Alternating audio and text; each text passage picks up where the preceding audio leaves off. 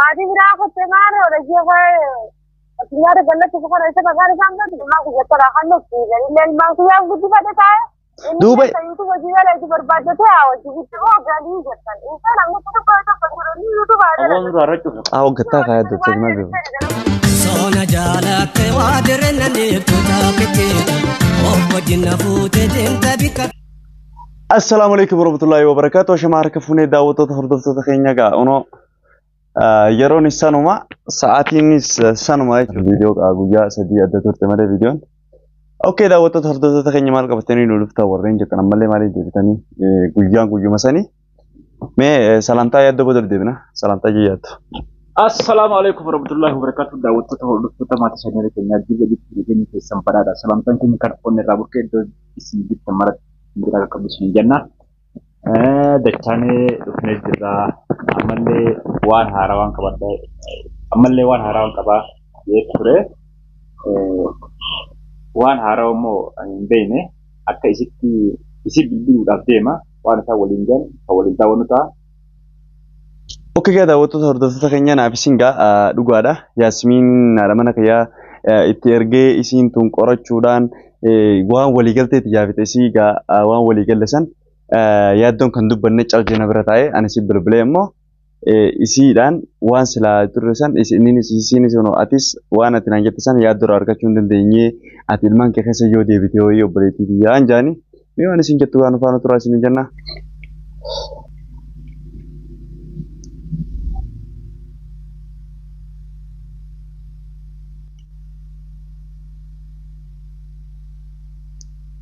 Okay, Rabbil Pleasure, yo khaste.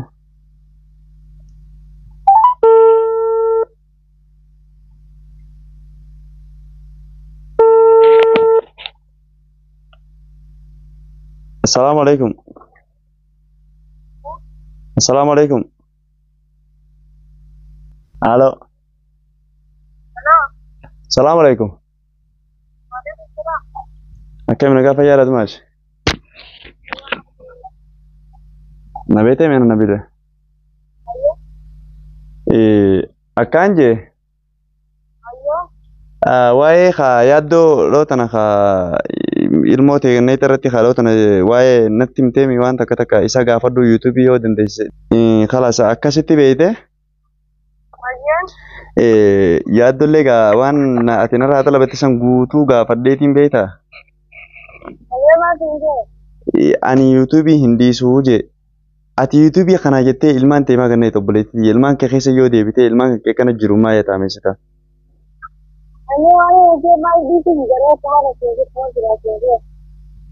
Duuba ati yuutuubii jettee ilmaan kee itti ati yuutuubii jettee ilmaan kee qabaatii sagal gara baaddatte ji'a meeqa lama waggaa meeqa itti rakkachuu turte kana biyya namaa keessa saree irra taate tana yuutuubii jettee gannee kuun akkamitti tole.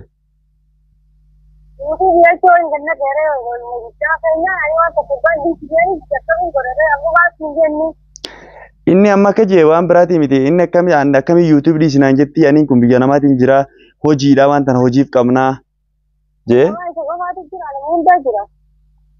Saniifoo yuutuubii kana bakka hin dhiisu innis duuba abadan jee yuutuubiin dhiisu jee atis ilmaan keetti raagija kana fakkaate duuba obboleettiitti yemee akkamii dubbiin namnummaanuu maal siin jaa. Duuba ilmaan kee kana jiruudhaan duuba ilmaan kee kana akkana jiru jetamee sun gaariidha meeti.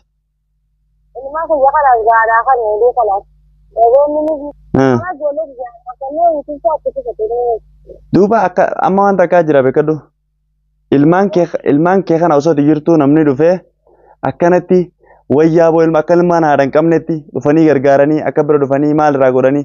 Mee atummaan nuti qaanfatu ilmaan kee gisee namni kana bira dhufee ilmaan wakeetirra akkana to'atu tolchee maqaa nuti badaa bar maqaa ofiin ture maqaa if tureessite.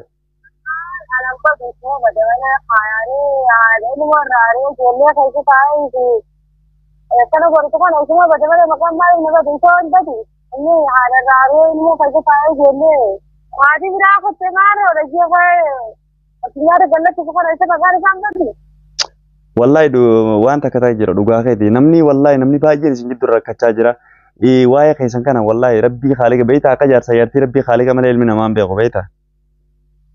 nutillee waa'ee na keessanii hin beeknu likkita akkasii keessa garuu immoo ilmaan kenkee yuutuubii jettee waan har'a guyyaa irratti badu kana dhabee yoo qilleensa dhabuun qilleensaa jettee ilmaan kenkee yaa'u ilmaan kee dhabinis hin jaan obboleetti.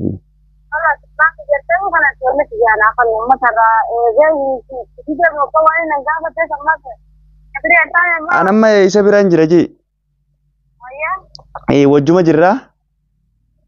Har'aa umma dhaqeetiin viidiyoon gaadhoo tana isaa waajee achirratti waraabesan ka akkana jee isa qomaddesan waan tana abadan naan hin jenne inni keessaan dhufe. Saniin akkasii dhaqee obboleessa kiyya kalaasan yoonii fi dhugaa nama uffattee jiraatte dhiifama hawwanniin jeenfis ilmaan kee kanarraa akkas ta'urra ilmaan kee kana yoonii fi akkana tola irratti ooltee isii tanallee yuutuubii kanallee dhiifte maal jeenitiin ture. Garuu inni abadan jee hin dhiisuu jee beektaa. Saniif yaa'u yuutuubii jettee ilmaan kee kanarraa fagaachurra ilmaan kee kana keessa deebittee yoo guddifattee dasna jaana fakkaata.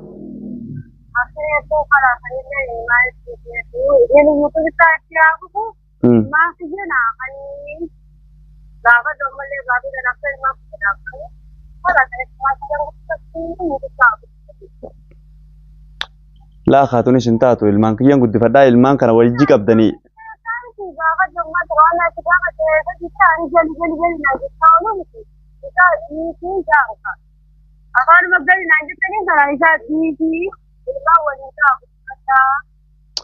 La tanallee tanu afaan naman jubaan akkanaatiiti ilmaan keetis ilmaan waliin qabdan.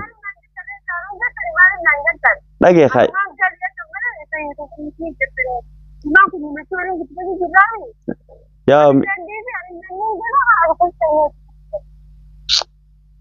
Yaa wanni kanaatun beektaa baay'ee nama tulfaattis hedduu nama dhibdi. Ati amma mee yuutuubii mee namnummaan hoggaa yuutuubii jettee ilmaan isii kennee itti isin jee maaltu si dhaga'ama?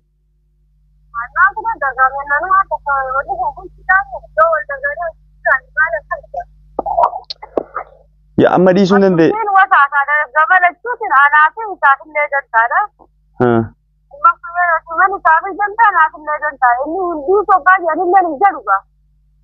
Duuba ilmaan kee kana yeggoo kana ilmaan keetiif qooda maal keessa hoggaan.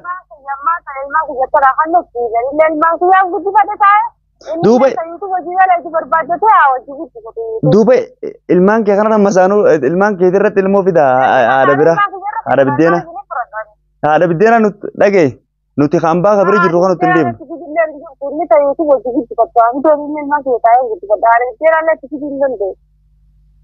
Duuba mee waan takkaan siin jaa akka obboleettii xiyyaatatiin tun obboleettii xiyyaa dumaashii teenya beekadu waan takka waan takkaan si dhaama yaa. Waa'uma qilleensaa kanaa jettee ilmaan keetis waa'ee kanaati walitti hin deemin inninis ilmaan kana naa kan inni guddifaddaatti abbaadhaanii dhale irratti rakkatee biyyi tana keessa akkuma keetitti hojii rakkate. Ati inni dhalteetis atis haadha inni abbaadha. Abbaan ilmaan isaa gaddii gannaqoo osoo hin taane haati ilmaan irra gannaqoo osoo hin taane isaan lachuutu gamaa gamanaan qabaniituma waliin guddisan bareedina fakkaata.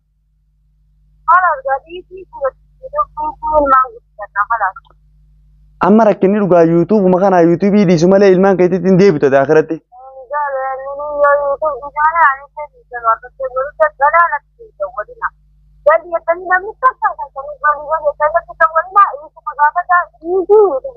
Duuba ilmaan kee kana ijji nu garti. Duuba ilmaan kee kana ijji nu garti. Ilmaan keetii kanaan numarraa akkamitti sirriitti hin bilbilee? Duuba abbaadha inninis hin kennu. Duuba mee yaadi meetu mata keetiif itti yaadi. Wallahi. Laa wanni takkas mee wanta dhaga'i wanta akkas itti yaadiiti mee waan haala kanas mee itti yaadi haati ittuma itti yaadiiti waan kana nu deebisi. Laa ilmaan wakin kee kanaa akkanatti sirrifachiisu mee hoggaaniif qilleensa irratti akkanatti inni kana wajji kophaa isaa hojii rakkate. Duuba inni kuyyoon kan inni abbaadha.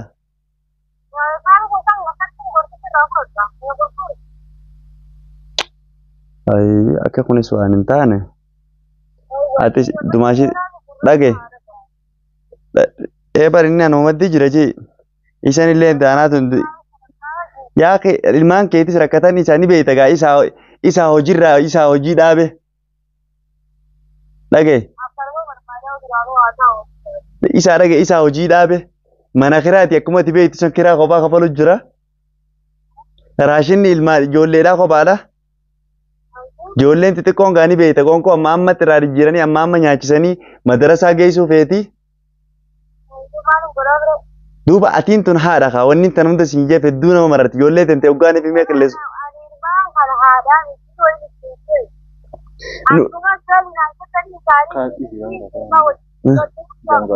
Yaaket maal si galchaa misumee wayi. Anaa hojjaasu jiraa mis maal si galchaa wayi. Muraa gaddaati. Dhagee. Awwa dubbisii tanaatu dhagahuun fedhu itti cuufimma. Yaaddoo mee dhaabbaddu. Anaa hojjaasu jiraa mi?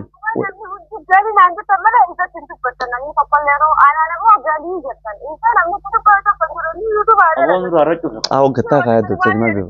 Sama doodu. Mee maashii xiyyaana dhagee. Ani isattis dubbadde hatta keessa kutee naaf inni waliin muufanne walitti harree qilleensa hatta umma daawwatu. Ani wanni si dawwalee fakkuma kabajaadhaan ilmaan kee keessa deebituun fedha yaadu maashitii.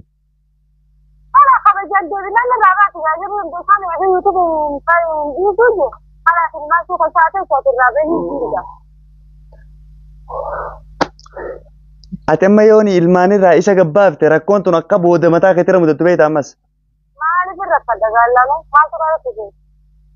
Yaa boo biyyi nuti keessa jiru tanaaf biyyaa miti bar Yaman jirraa bar. Yaa wanta kan ta'uuti eegaa amma yuutuub si deebiin ammallee si deebiitu. Ilmaan kee keessatti adeemitu asirraa baay'ee yuutuub jedhama jiru gaafa kana waa'ee laal mee. Okay tamam. Okay mee ayyee tamam hunda walitti deebinaati kalaas siifin bilbila guyyaa biraa yaasa. Gaafa duuti yaani yuutuub yaani yuutuub jaani ammallee irraa baay'ee jeeqalan baay'ee kana gaalmaa si gaafa jennee jala. Okay ayyee guyyaa gaarii qabaadhu. Okay.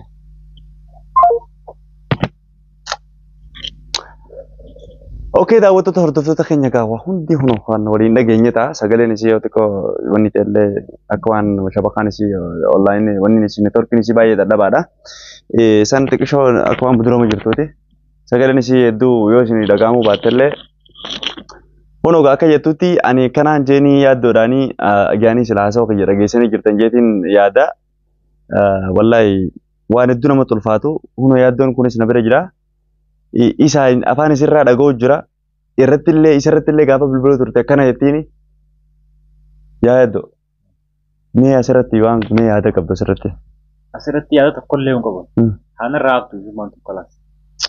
Tuba yaaddo isin tun haadha ilmaaniiti barbaaleessa ta'e. Maarree dhiisii kun propaganda waan hin taane kun. Ani haanumaaf tu ijumaan. Yaaddo duba isin tun haadha ilmaatii barbaaleessa ta'e yaa mee kan. Ijumaan haan raabtu. Kana booda itti isin bilbilina.